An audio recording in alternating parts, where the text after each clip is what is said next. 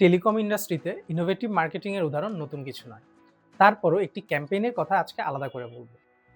গ্রামীণ phones stay close campaign. স্বীকার করতেই হবে যে এই ক্যাম্পেইনটি সে সময় মার্কেটিং এর একটি আলাদা বেঞ্চমার্ক সেট করেছিল। কিন্তু এমন কি ছিল এই ক্যাম্পেইনে যার জন্য এর ইম্প্যাক্ট এতটা নোটিসেবল? Emotional story telling. গ্রামীণ ফোনের স্টে ক্লোজ ক্যাম্পেইনের সবচেয়ে বড় শক্তি ছিল ইমোশনাল স্টোরি টেলিং।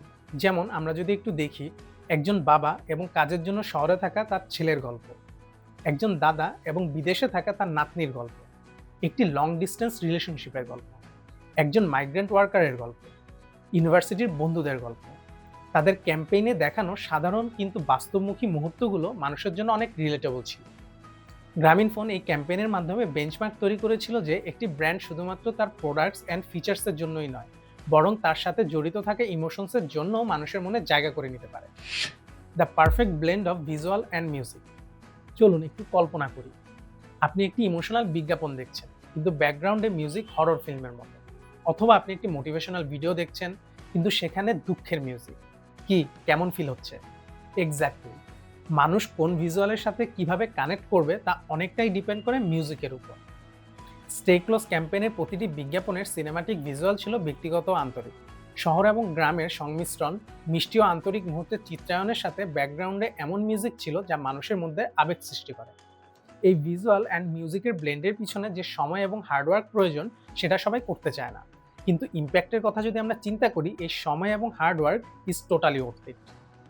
কখনো সময় পেলে ইউটিউব থেকে কিছু ফানি ভিডিও ডাউনলোড করে আলাদা আলাদা মিউজিক অ্যাড করে দেখবেন, ভিডিওর ফিল টোটালি চেঞ্জ হয়ে যাবে। এই strong, simple and meaningful tagline. Marketing স্ট্র্যাটেজির খুব বেসিক ইয়েট পাওয়ারফুল একটি এলিমেন্ট হচ্ছে ট্যাগলাইন বা মেসেজ। এখন এই জায়গায় আপনি মেসেজ কোম্পানি সেন্ট্রিকও রাখতে পারেন, আবার পিপল সেন্ট্রিকও রাখতে পারেন, কিন্তু প্রশ্ন হচ্ছে কোনটা বেশি ইম্প্যাক্টফুল। হোয়াট উই অফারের বদলে what's in it for you এই অ্যাপ্রোচ মানুষকে একটা বিলঙ্গিং ফিল দেয়, মানুষ আরও বেশি কানেক্টেড হয়। স্টে ক্লোজ, তাদের এই ট্যাগলাইনটি কোনো ফিচার নয়, বরং মানুষের প্রতি তাদের প্রতিশ্রুতি ছিল, যার সাথে মানুষ নিজেকে আরও বেশি কানেক্ট করতে পেরেছে এবং ফলস্বরূপ তাদের ব্র্যান্ড পজিশনিং আরও স্ট্রং হয়।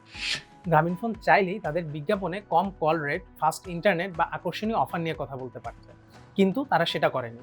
বরং তারা বেছে নিয়েছিল মানুষের মনের সাথে কানেকশন, মানুষের ইমোশনসের সাথে কানেকশন এবং মানুষের ফিলিংসের সাথে কানেকশন। তাদের stay close to your loved ones with Grameenphone অ্যাপ্রোচটি ছিল basically it's not about us, it's about you.